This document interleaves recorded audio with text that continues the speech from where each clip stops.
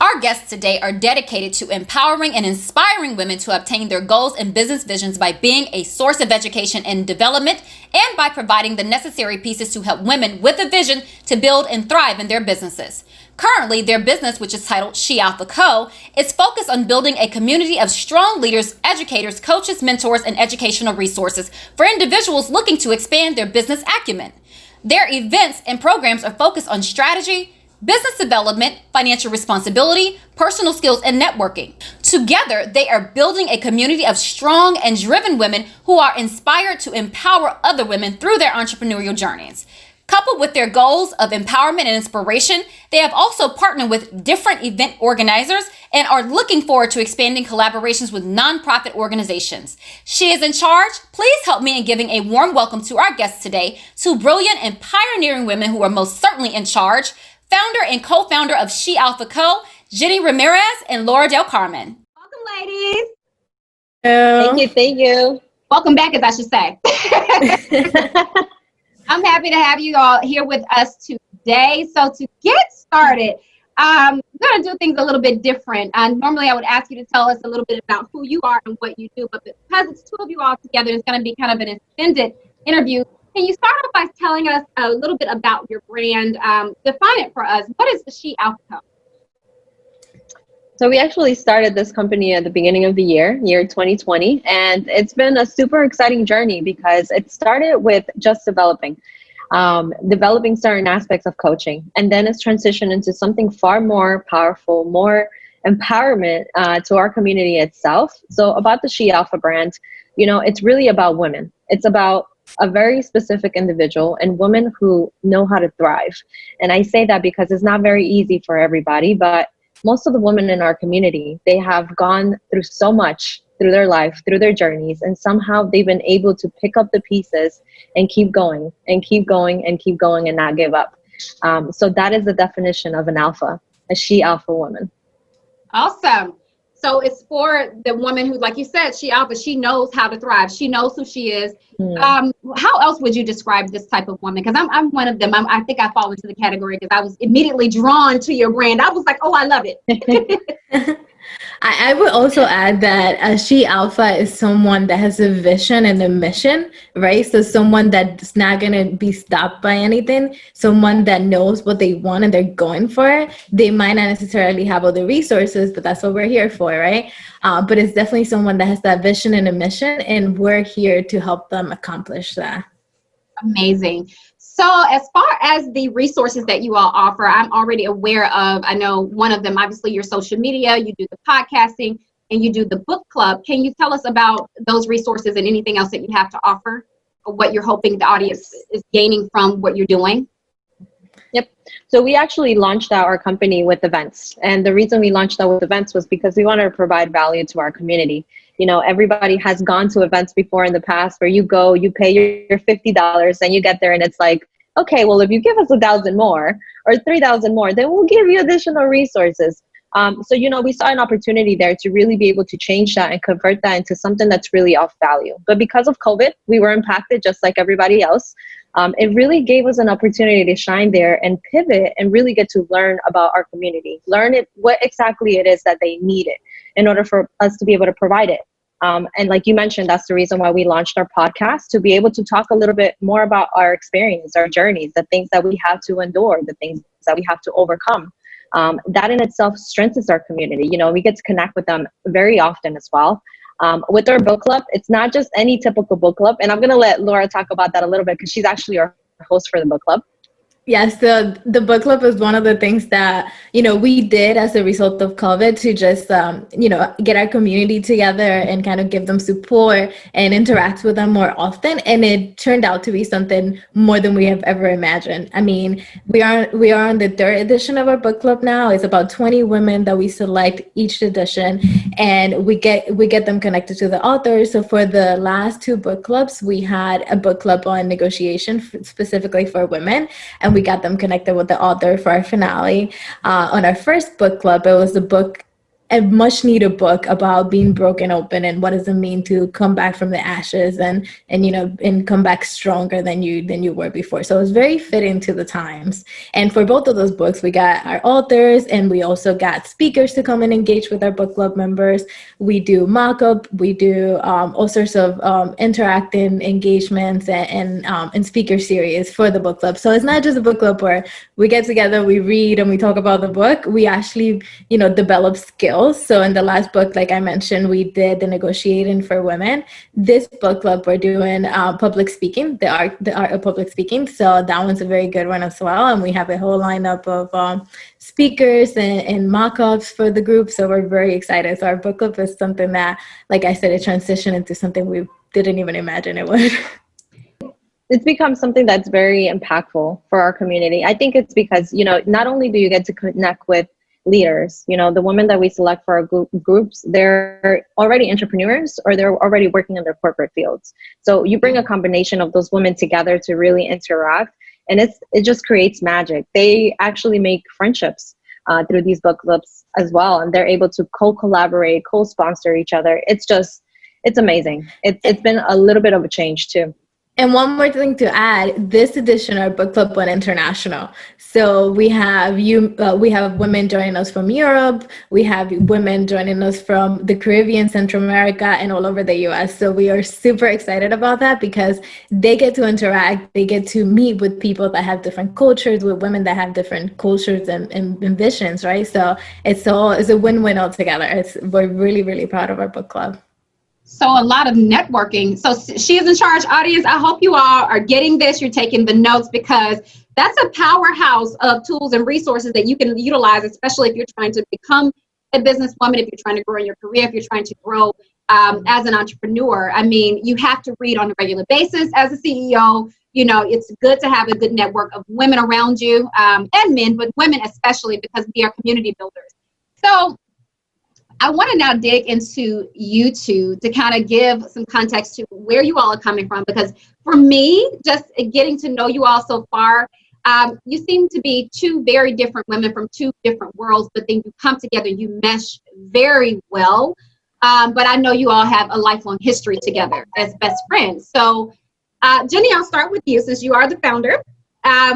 You are living the nomadic life, like I stated before, and I love the fact that you're doing that because that's something that I've always dreamed of doing. Tell us, first of all, where all have you lived? Where did you come from? And what's your goal right now as a remote businesswoman? So right now, I can tell you, I haven't lived in many countries, and that's because I finally decided to take the leap this year in 2020. I was originally born in Peru, so I'm Peruvian. And when I came to the United States, I was about, I want to say 7 or 8 years old. And I kind of grew up in the United States, but I moved a lot because, my parents loved to transition a lot as well. And then I was also in the military at the time, and we moved around a lot because of that as well. So I don't really have a place to tell you that I can say, oh, that's my home. That's my home state, or that's my city. I moved around so much, so I've kind of adapted. So it only makes sense to me for me to be able to do that. Not only that, but I think that the more I stayed in one place, the more I wanted to go.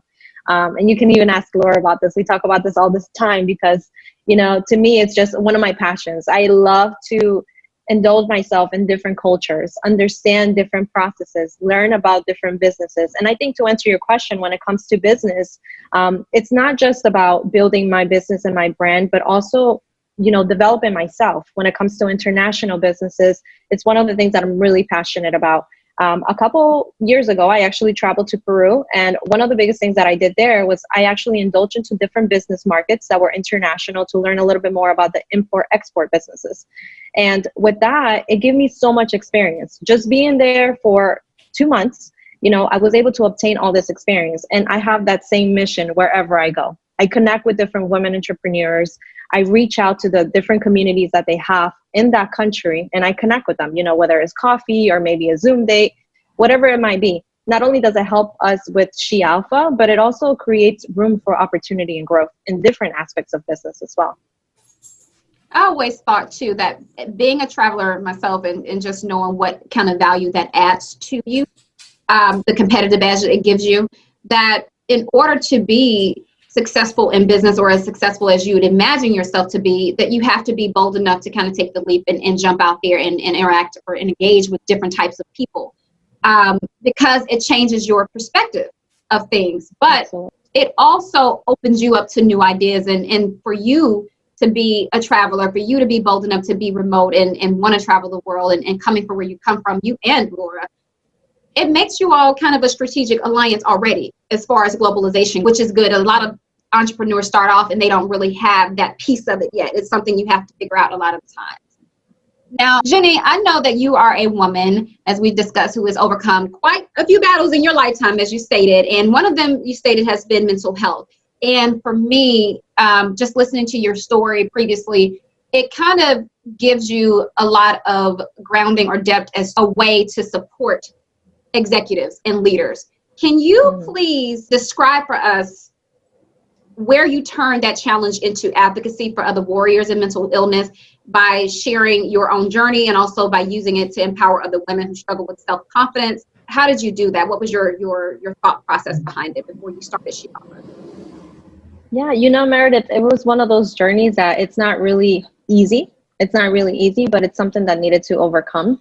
I did not see myself coming out of that without making some serious changes to my life. And, they were pretty hard changes too. It wasn't something that I was able to progressively jump into. A lot of times when you suffer with things such as mental health, there's a process to it. You go to doctors, sometimes you get prescribed medication, sometimes you have to be in hospitalization, sometimes you have to go through all of this. But along with that also comes the part about self-development and really understanding what it is that you're struggling with, taking accountability for it and taking action. What is it that I need to do to get out of this place? And I got tired of the system. I really did. I got tired of dealing with doctors. I got tired of dealing with therapists. I got tired of being in a position where, because you have a mental illness condition, then that means that you're not allowed to thrive, because that's the stigma. Let's be honest, that's the stigma, especially in the United States. And for me, that was not okay.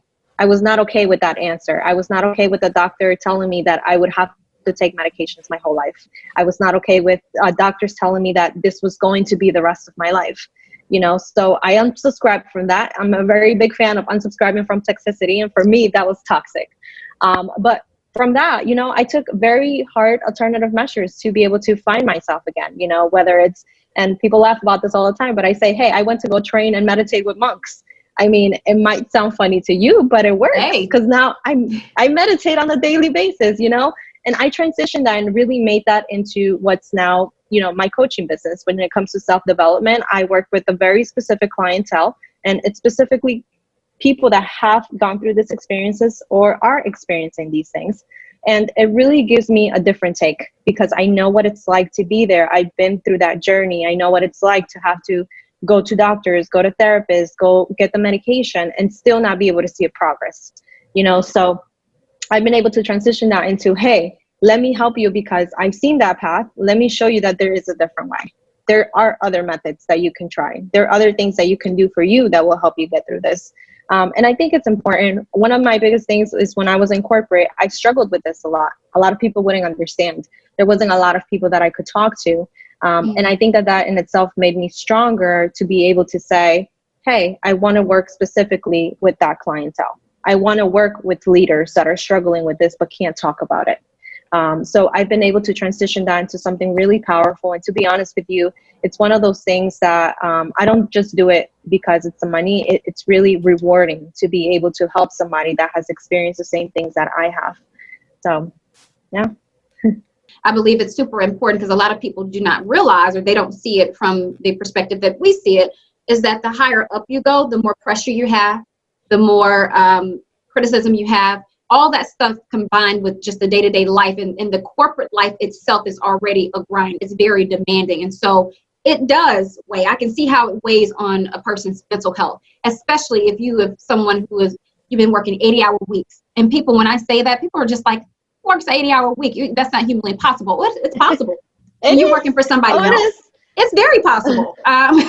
You have to deal with the responsibilities that they lay on you and then the responsibilities of your day-to-day life. So what you're doing in that field is very much so needed. And I commend you for that. I commend you for actually taking your own experience and say, okay, this is what I know. This is what I've learned and grown from, and this is how I'm going to help you. Yeah. Yeah. It takes vulnerability. Not a lot of people can be vulnerable, but I think it's super important. Yes. Now, Laura, I want to hear about you. And again, Students in Charge audience, this is just so that you get to know who the founder and the co-founders are of the She Alpha Co. And I like to get into your lives because it gives the background. It lets us know, who you are, where you're coming from, what you build, and how you built it, and why. So, Laura, can you please tell us about your journey here to the U.S. and, your journey in your career life as well, and how it transitions over to She Alpha? Sure. Thanks, Meredith. So I would say that I moved to the U.S. at age 14. My mom was a single mom. My dad actually passed away when I was a baby. So my mom was a single mom, and she moved with my sister and I to the U.S. So that was, I was 14 years old, and it was a little bit of a cultural shock. It was really scary to come to a completely different country. And for those of you that live in the Northeast area, it was February. So I literally felt like I was stepping into, into a cooler or some type of thing, like coming from the Dominican Republic, which is warm all year round, right? So into February to New Jersey, it was a little bit of a physical shock and a cultural shock. And I remember looking out the window as I stepped out of the plane and just seeing how the people looked different. They were dressed different. It was just, everything was so different, right? And I was 14 years old, like I mentioned. So as a teenager, those things are very impressionable. But nonetheless, I realized that this was an opportunity that my mom was giving my sister and I to come to a country where we can actually thrive. And I know we talked about thriving a lot in this conversation today. So I didn't take that as, I didn't take that for granted. I didn't take her sacrifice for granted. So I put myself through school. I remember in high school talking to my friends, and they were like, oh, let's speak Spanish so Laura can understand, because a lot of them are bilingual. And I was like, no, continue speaking English. I'll catch up eventually. And sure thing, I did, right? And then after that, I put myself through college. I wanted to do something that was going to set me up for success. So I'm of the belief that in order for you to change the world, you need to have some type of power. You need to be, you need to be in a position of power. So that was my belief from the beginning. So I was like, I need to do something that's going to put me in that position. So I fell in love with economics and finance, and I did a major in economics and finance. I got multiple internships through Wall Street, and then landed my Wall Street job, which I'm now pretty high up in the corporate ladder and, thriving there too. So that's a little bit about how I got to corporate. And then Jenny and I think we forgot to mention that we've been friends since high school, right? So we met about 16 years ago. And one thing that, like you said earlier, we're very different people, but I feel like we're very complimentary of each other. Well, she's like, I always say that her and my husband are like the yin to my yang, like, like they're like the same person, literally. Like I married Jenny, but yeah, so it's very good to have people like them around me, because like I said, it's very complimentary. So that was my corporate career and how like I got to this country and my transition. And then Jenny and I, like we mentioned earlier, we started She Alpha in 2020, early 2020, and it has turned, our vision is so big for She Alpha that we don't have enough hours in a day. So that's where we're at now. Yeah. Well, I know one thing I'm not going to let you gloss over, and I already know you know what it is, is that you are a VP on Wall Street. You are a woman of color on Wall Street. And so I have to ask you, and again, I have to ask you this question because you are considered an anomaly. Tell us, what is life like for you as a woman, a minority woman on Wall Street? I would say it's not as bad as it probably was before. I mean, the big banks and the big Wall Street firms, they're making big strides in D&I, like diversity and inclusion, and there's leaders at higher positions now. But it is it is strange in a way, because a lot of times you feel that your voice or your opinions are not heard enough, or you have to push harder than the average person to make sure that your point is made and then you stand your ground. So that it hasn't been terrible, but it's definitely every day I feel like I had to put on an armor and go in and go strong and kind of like stand my ground, because otherwise, because I'm a woman of color, I could sometimes not be taken as serious, right, if I don't stand my ground. Having that armor every day and showing up with confidence and strength, right? So those are some of the things that have helped me there. Now, how long have you worked in Wall Street, and what are the main responsibilities of your work centered around? Yeah, so I've been in the industry for 8 years now. I started in like the wealth management space. Then I transitioned into the global banking and markets, looking at valuation adjustments. So basically, how the traders price their trades, and how that affects the economics of the bank. Now I'm looking into more strategic work, seeing how the enterprise works and how things are aligned to make sure that we are being effective on our work. So looking at emerging technologies and things like that. So I've done a lot in the 8 years that I've been there to transition through the different levels in the enterprise. So that's a little bit of high level of what I've done. And do you also work with diversity and inclusion? Yes, so that's actually, I say that's like my side hustle work, right? So I'm very passionate about diversity and inclusion because I embody that, right? So I'm a vivid example of what diversity and inclusion could do for a company. So I'm very big into, even though I'm not in HR, I'm really big into hiring talent, diverse talent, and not just entry level talent, but I want to make sure that we're hiring C-suites, that we're hiring, people that are in an executive position. Because if we just keep hiring entry-level talent, that's not moving the needle, right? I want to see people that look like me in those positions. So I'm very passionate about that. So that's something that I drive every day at work, and also at She Alpha. Well, we need you certainly to put some more glass on the floor. Now, I do want to dig a little bit more into your experience with diversity and inclusion, because I in HR know that you don't have to be a part of HR to actually be a part of diversity and inclusion. And like you said, you are focused on making sure that you hire people who look like you or who have some part of, the culture to come into those higher level roles. You're familiar with the Crown Act, correct? Yes. It being a new law, basically giving women of color, Black women especially, the right to wear our hair the way it grows out of our heads. Based on your experience, because you are of Hispanic descent, both of you, women are usually forced to deal with double consciousness in similar ways. But what has been your experience, especially in the corporate world? And Jenny, I want to hear your feedback on this as well. Have you ever felt like you walk into a place of business, or you walk into a client's office or into your job feeling like, okay, I have to change things up about me, my natural self, in order to be accepted to this world? Yeah, so I can start with that. And I know Jenny and I have similar views in this. When I first started corporate, my double consciousness was that an executive woman, the woman that I wanted to embody, was someone that had straight hair. She had, the black and white body, suit, and someone that every hair was in place. The hair was just straight and nice. So that's what I did. I would say, for probably the first 5 years of my career. My hair, I would constantly every morning just try to pull my hair as straight as possible, make sure every hair was in place. And that was time consuming and draining. And, I didn't see anyone around me. At one point, I was the only woman in a trading floor of about, 150 people. So it was the only woman of color. And I didn't see anybody around me that looked like, that had straight hair. So for me, I straighten my hair every day, and that was the standard of what a professional woman looked, right?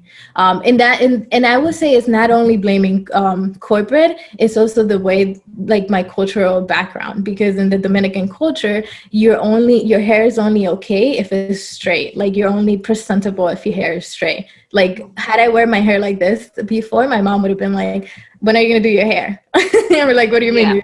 my hair is done. No, when are you going to go to the salon and straighten your hair, right? So going into corporate only reinforced those beliefs that that's what I needed to look like.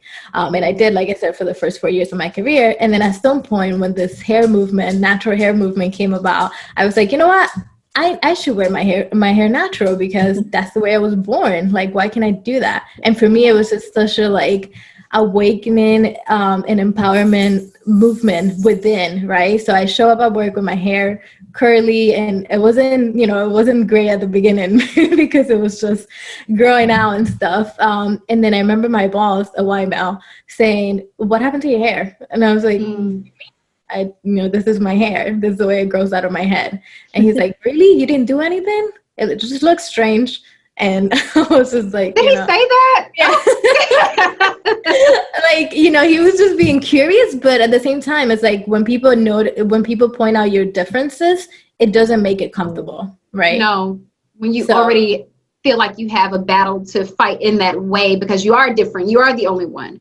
I struggled with that coming out of my house the first time I wore my afro, and you guys have seen my profile. I've had many different styles. Wearing it natural is one of them, but when I decided to do that after so many years in corporate, I had to literally talk myself through the scenario of, are they going to write me up? Are they going to let me go? Are they going to send me home? What are they going to think when I come off of the elevator into my office? Are they going to shun me in the office? It's a terrible way to be and have to feel when you are already different and you feel like people are going to somehow attack you in a way just for being your natural self. So I definitely get that. Jenny, what are your thoughts on that? No, I mean, I completely agree with Laura. We've had similar experiences. We've actually worked for the same company before, and I've had a mentor, and I'll bring up the story because it's kind of funny. I would wear my hair curly from time to time also. I'm also, in my culture, I'm also considered Afro-Latina. Okay, so it's one of those things that's still very non-adaptive in America. We're working towards transitioning, but it's there. So for me, I grew up and my whole family always called me negra. It was like a culture bypassing, right? How else would you put that, Laura? It's culturally normal for them to call you that when you're darker skinned. So in corporate, I would also straighten my hair a lot. I would also wear it straight, put a lot of gel, make sure none of my frizzies were sticking out. From time to time, I would wear it curly. Until one time, I finally decided to do that treatment where it straightens your hair for a long time versus a shorter time. And I went into the office and my mentor was walking by, and she's also a woman, okay? And she comes by and she's like, I like your hair like that. You should wear it like that more often. So we had a side conversation about that because to me, it's like, wow. And it hit me. It hit me at that moment. I'm like, what is it that I'm doing here? Because yeah, I'm Latina. Yeah, I'm Afro-Latina, but I still come in with the same drive. I still do my goals. I make more of the expectations than anybody else here. What does my hair have anything to do with that? So I went with the movement. Me and Laura actually started around the same time frame where we threw away our, hair dryers and threw away our hair straighteners. And we both went curly at the same time. So, my hair I had a lot of severe heat damage, but I'm telling you, in business is no different. You experience the same thing. When I worked in the real estate investments, working with males, it was a little harder for me too because of the hair. It's almost like they wouldn't take you serious. And I've never experienced that myself before. Yep, I wouldn't experience that myself before. And the way that I put it to test that, I would bring a male with me, not necessarily an associate or a partner, just somebody with me. And they would automatically redirect the conversation to the male versus me. And I'm the person that's doing the negotiation with you, not this person. But then that tells you the kind of people that you want to work with or not work with. Because at that moment, that's where it transitions, and it's a little bit different than working in corporate. In corporate, you have no choice. You have to figure out a way to make it work. In business, listen, you're running the operations. I don't have to do business with you. So it's, but yeah, I'm telling you, our hair definitely has taken us places. And the all one of thing, us. yeah, and the one thing that I will add is like, it's the choice, right? So now I have the choice to straighten my hair if I want to. I don't feel like I have to anymore, right? Like it's funny because my corporate picture was with my hair straight, and a while back I changed it to the curly hair look. And every single person I interacted with that never saw me in person, they were like, "Oh my God, I love your picture." It's so different. Like it definitely made a statement. So that I think that's the point. And I'm so glad that this Crown Act was passed, because it actually makes it illegal to discriminate against someone because of their hair texture, right? Right. So it's all about giving the power back to women and how we want to wear our hair, not how we feel that we have to wear our hair. So. Right. I think it's a shame that it's a law that had to be passed, though. That's so crazy. I'm glad they did it, but it's just to think about it. We're in 2020 and they had to pass a law to say, okay, you can wear your hair how it grows out of your head and it'll be accepted. Yeah. And I thought I wanted to ask you two that question, because I think a lot of the times as women of color within our own, we kind of see, well, she has beautiful curly hair where it's a silky type of texture. She doesn't get this discrimination or doesn't have to go through the same thing as I would with a curlier texture. But I think it spans across the board, because anytime you are a woman of color, there are different barriers that we all face. And sometimes there are similar barriers. We just don't talk about it as much. So I really wanted you all to really answer that question because of that reason, because I want to show everybody this is not just affecting one type of woman. It's really affecting women across the board. So thank you for offering your insight to that. And yes, Jenny, I've experienced the same thing in staffing, where if I didn't have my long leave-in, I may not get the sale, or I may go into the office and whoever I'm meeting with is just like, you know what, I have to cut this thing short. I've experienced that. That's right. Yeah. So it's it crazy. happens more often. You're watching She Is in Charge, the platform where provocative, empowered, educated, and ambitious women come together to share our thoughts, experiences, and expertise about business through the lens of corporate and entrepreneurial leadership. When you subscribe today, you'll also gain lots of access to free resources, tools, tips, and strategies that will help you maximize your corporate and entrepreneurial value. I'm Meredith Ward, your career and startup CEO strategist, leadership coach, and host of the She Is in Charge platform. As usual, I hope you enjoy the video today. Please subscribe to the She Is in Charge channel on YouTube. And don't forget, click like, comment below, and share this video with everyone you know. Well, you two, because you all make such a dynamic team, I want you all to share with the She Is in Charge audience. And She Is in Charge audience, I hope you all are taking note from these two powerhouses over here, these two out women. What are some tips that you can share with us about mastering a new business partnership in a rapidly emerging business while working remotely? Jenny, do you want to start? Laura. Oh, okay, I can start. Sure. Go ahead. I would say it's all about communication. So the first thing that Jenny and I did when we got together to talk about She Alpha was open communication, right? So we talked about boundaries. We talked about being able to, like, the things that were okay and were not okay. And then how were we going to talk about things when things got difficult, right? And we've definitely had those moments already. So it's all about, the first thing is all about communication and setting the right boundaries and the right expectations in place, right? So for example, I have a 2-year-old boy, right? And so that was part of the conversation. That was part of the boundaries. I'm like, okay, from 7 to 8, every single day, I'm putting him to bed and I'm not available, right? So, I mean, things happen and I can move things around, but that's like those are my boundaries in place, for example, right? So it's all about having open communication and being able to do that. Yeah, I mean, and then just to add to that too, we've been really good at that. I think as partners, we've been really good. One of the things that Laura mentioned earlier was also we complement each other in a very good way. There's certain things that Laura has a really good handle on, that she can handle, and she really thrives in those areas. And there's things on my side that I thrive. I think that as partners, it's really important, especially if you're going to a business partnership, to really understand your strengths. Because a lot of times, you have those issues where one partner tries to do too much on this side or the other one tries to do too much on that side. Why? Use your strengths to really make the company go forward. And I think that's something that we've actually gotten really good at this year. And it adds value to our friendship, believe it or not, because now we really understand each other on a different level. We've gotten to the point where we kind of finish each other's sentences now, and it's not on purpose. It's because we're just working our functionality the way that it makes sense, so that our vision goes forward and it doesn't prevent us from falling back. And just to add to that, Jenny, I think where business partners sometimes fail is that, like you said, they try to do everything themselves, or they try to do things that they're not good at. So one of the exercises that Jenny and I went through earlier this year was like, okay, these are my strengths and these are my weaknesses. And we literally compare them. And it's like my weaknesses are her strength and vice versa. So it was luckily it was very complimentary, but it's just being clear about that, right? So if I'm not good at, if I'm not the most creative person, I'm not going to spend 10 hours trying to create something when it would take Jenny 2 minutes. So it's just knowing that balance and going from there.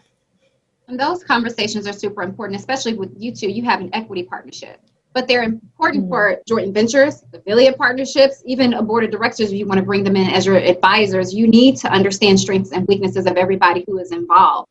So I'm very glad that we're having that conversation, because it's a thing that I speak on often, especially with my clients, because I deal with women who are pivoting from full-time employment to entrepreneurship and teaching them that process. One of the first things I always mention is, okay, who is your partner, or do you have help in doing this? It doesn't have to be equity. It can be, people who you want to align with, but at the same time, you've got to be able to kind of let go. Because if you can't let go, that's of what your strengths are. Some of them, that could become a weakness for your entire company. So yes. Mm-hmm. Exactly. For you two to be friends, I know that we hear often that, a business partnership is much like a marriage. And I believe you two agree with that. But we also hear that you shouldn't go into business with your friends, or, don't do exchange of money or money business with your friends, because it can cause harm. But what measures do you two currently have in place to separate your friendship from the business, and to also protect the foundation of your relationship if things don't work out in the long run? I believe they will, but if they don't. I love that you mentioned that. And, I'll start, and Laura could probably add her piece, but this is a really funny and interesting conversation that me and both have had in the past. I actually brought this vision idea to her last year while I was visiting New Jersey. And then after some time, we finally decided to merge ventures. But the one thing that's really important, and this is a conversation that me and Laura had at the beginning of this journey, was that we have to know how to separate our personal relationship with business.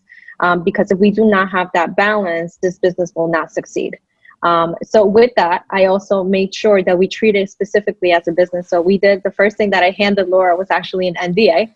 I sent it to her. I did. And I was like, I'm sending you an NDA, fill it out, then we'll talk about the business. And she did, we sat down, we talked the business. I opened up to her about exactly what the vision was. She put in her thoughts, her ideas. We combined our efforts. And then we had the conversation about what exactly it was that was expected from both parties, and also have a lot of people overlook the list of boundaries.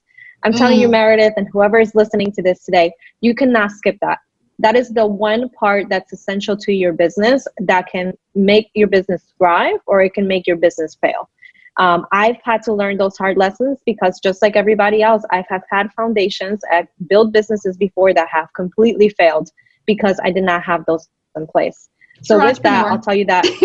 Yeah. So with that, I'll tell you that the list of boundaries and having the NDA in place, and also particular who takes care of what, is the foundation of how you run and operate a business. And I'm sure, Laura, did you want to add something to that?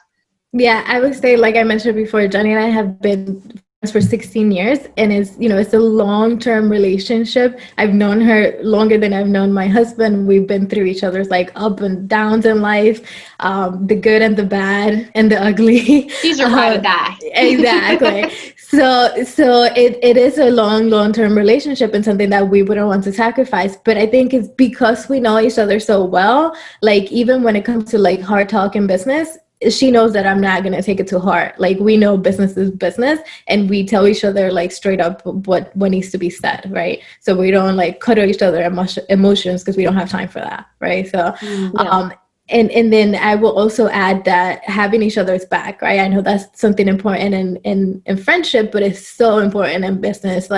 Whenever, I can do something, Jenny's okay, don't worry, I got it. And then vice versa. Don't worry, I got it. So that I think is really, really important as well. Absolutely. This is really taking it from reality TV partnerships to real life partnerships, because I think we all have that in our mind. I know I do. My ideal thing is, I am Jessica from Suits, and everybody else is in my firm, and I have the fine, co-founder owner with me, and I'm like, yes, this is the man, and this is my guy. But you have to take it out. Sharing with us the top challenges that you've had to face so far, and what were the causes of the challenge, and how did you overcome it? What was your takeaway? I'll start. One of the things that I'll tell you about She Alpha and building that kind of business is really our people, the community that we're trying to build. Let's be honest, women are not easy to build trust with. And that's something that we've had to overcome. That's something that we've had to overcome, and it's been a challenge for us as a community. Initially I mentioned to you that we actually launched out with events, but because of COVID, it's been a blessing in disguise, because having that pivot during that time has really allowed us to connect with them in a different way. Now we're more on a personal level where we get to know your journey. We want to hear about your stories. We want to empower you. We want to promote your business. We want to be there for you. Whereas before it's like, hey, let's jump into business and see what we can sell. But it's not about sales, because our company is not about sales. It's about building a community that women can trust. And I think that that's been one of the biggest challenges, for me specifically. I know Laura, she handles and tackles other parts of the business as well. But I think together, I can tell you that has been the most difficult thing yet. And that is because I'm a woman myself. I don't trust every business, right? So it takes time. And because of that time, that's also been one of the things that has been the hardest, to be able to build the right type of partnerships and find the right kind of people to bring into our business. Say it again for those in the back. Yes. Laura, did you want to add to that? Yeah, so I will say, to add to the fact that, so if you think about how women are brought up in general, right? We are brought up to not trust each other. And that's because people know that when women come together, it is powerful, and we are powerful together, right? So that has been a way of keeping us, down in a sense, right? So in this community, that's what we try to do. We make sure that, trust is the first thing, right? So we build trust, and we actually work together to achieving each other's goal. So it is beautiful to see, like in our community, when someone says, oh my God, you guys, and people literally have said this, like, you guys have changed my life. I feel confident. I feel like I can take on the world. That's beautiful to hear, specifically from other women, because we know trust is an issue, right?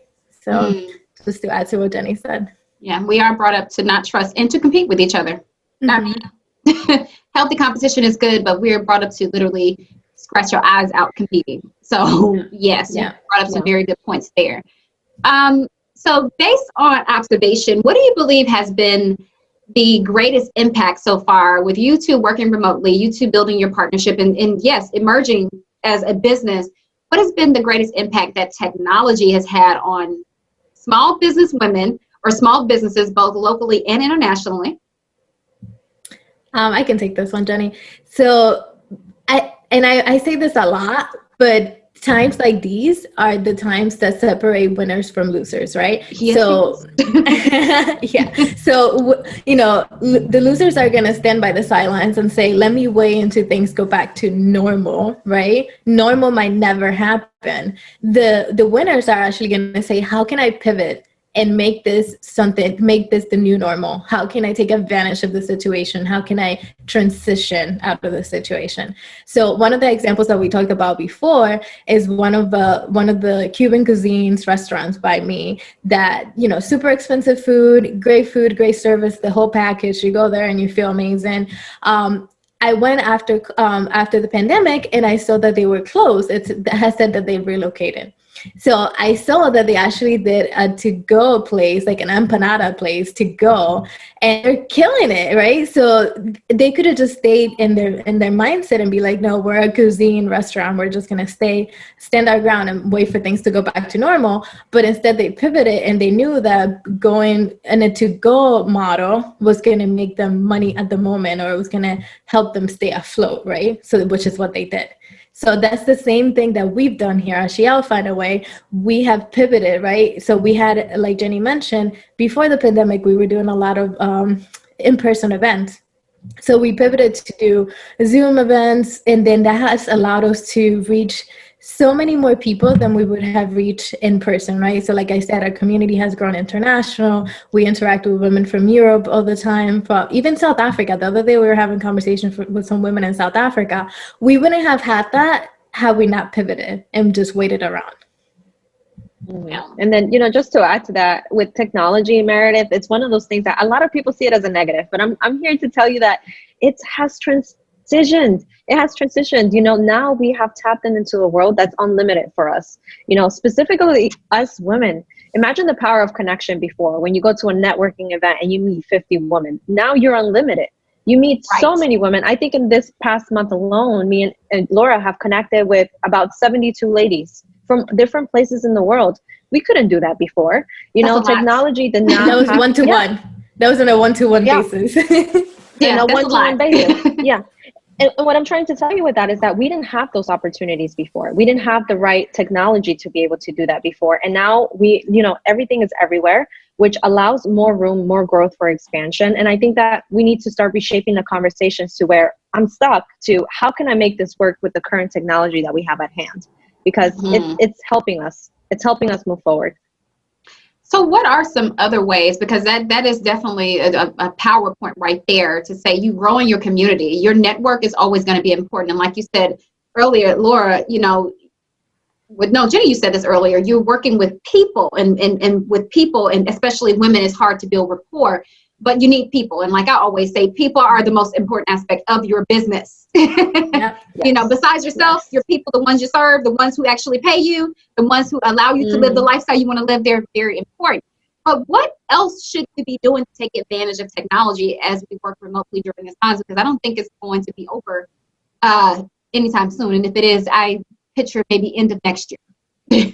Yeah, I got this one. Look, it's one of those things, Meredith, that you have to be okay with doing outreach. You have to be doing okay with receiving a lot of no's, having these conferences, having these conversations, having open conversations, and transparency is really important. One of the biggest aspects about our business that me and Laura focus on is transparency with everybody that we connect with.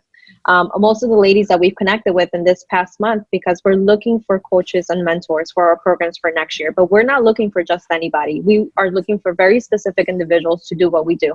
It's one of those things that we are very transparent with them from the beginning and say, you know what, this is who we are. This is what we're looking for. This is what we're looking to achieve. Is this something that might fit within what you're wanting to do?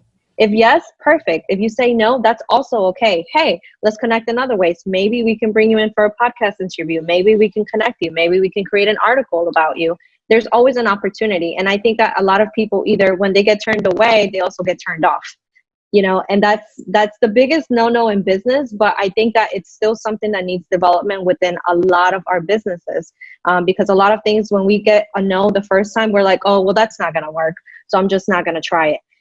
But no, I think on the contrary, I think that if you get your first no, you should speed up to see if you can at least get 15 by the end of the day, so that your 16 turns into a yes. Right. And that's the biggest thing.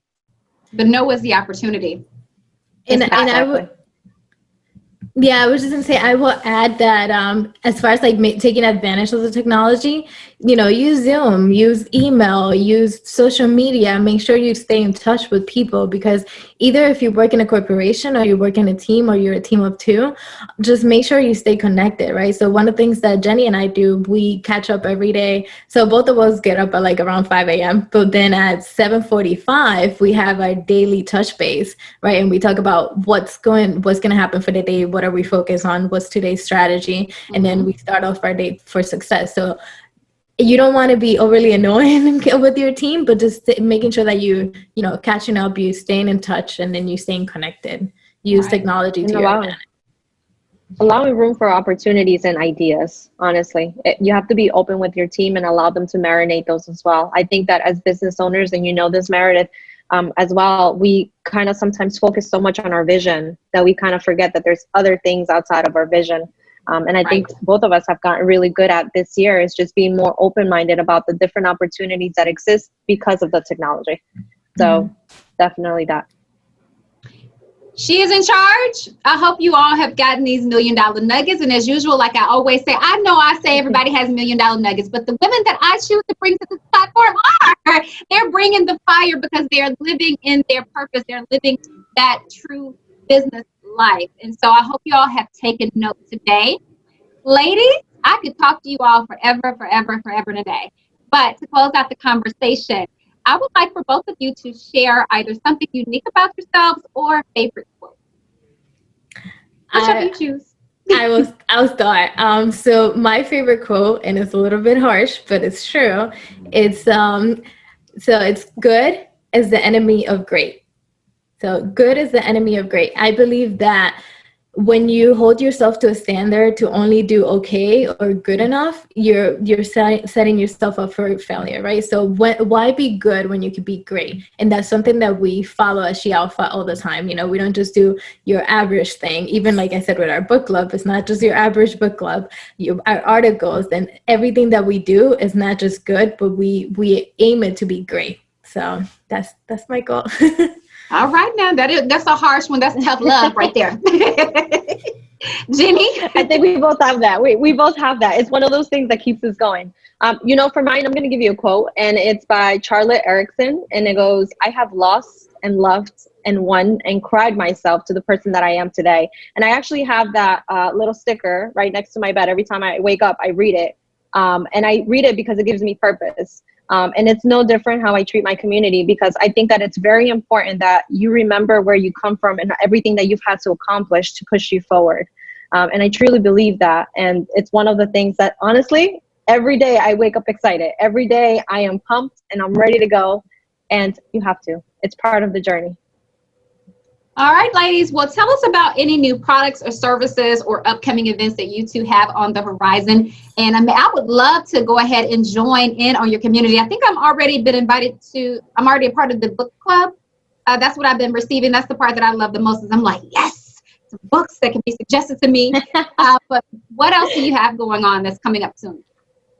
Yes, so for anybody listening, feel free to subscribe for our monthly newsletters, because that's where all of our juicy information is, you know, everything that's upcoming, our events, our articles, whether it's the book club or our podcast. And then next year, we are actually launching our events. So be on the lookout for our calendar of events. We're going to do a kickoff, and we're just going to tell you here, Meredith, because, you know, we know you. But for everybody that's listening, we're actually going to kick off with a 7-day challenge beginning in January. So be on the lookout for that. We're excited. All right. Is there anything else that's coming up? That's it right now. That's it for now. Tell us where we can find you, where we can connect with you. And So, also, the audience going to share below and above.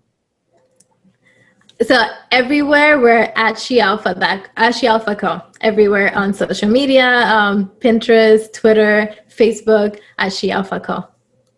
All right. And any specific email address you want to share with them? Yes, you guys can email us if you're looking even for consultations, or you want to connect with us as far as your vision. Please reach out. Don't hesitate to reach out, because even if we can't help you, we definitely know somebody that can, and we'll refer you. It is at info@shealphaco.com, or you can visit our website and definitely put your information there at www.shealphaco.com. Thank you, ladies. Well, She is in Charge family, I hope you all enjoyed this video today and took lots of notes. Remember, it's all about purpose. Think it, speak it, write it, work it into existence. Until next time, subscribe to the She is in Charge channel on YouTube. Don't forget to click like, comment below, and share this video with everyone you know. Thanks for supporting.